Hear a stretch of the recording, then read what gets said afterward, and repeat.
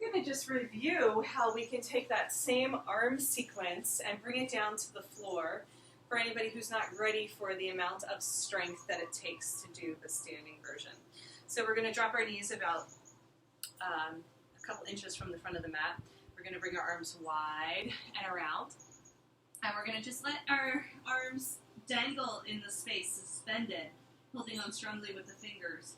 And bow into a child's pose. And then we inhale, lift the head, lift the heart. So don't kink the back of the neck even here. See if you can just press the back of the head into that invisible wall. Yes. And then come all the way around.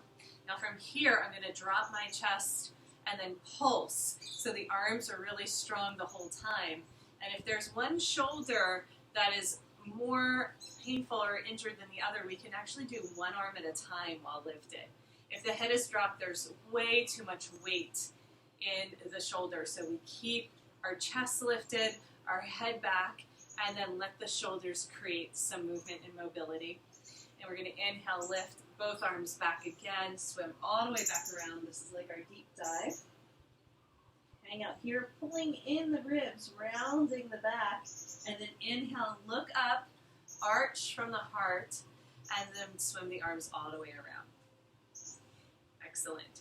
So it's just good to know that that same sequence we can do on the floor. If somebody is having trouble keeping the swing on the hips, which tends to be one of the things that happens, and then all that weight bearing and then floating is a much more advanced sequence. So down on the ground, just letting that feel good. And then we can also do an elbow hang here, like we did before, like we were doing in Archer. And from the elbow hang, make sure your hands come up, right? Yeah. So they'll just float down to the waist and kind of get lazy if we don't really keep that alignment. And then we press forward so strong, big stretch through the chest. So we're strengthening as well as getting the space, and it's a really strong practice. So let's come on back.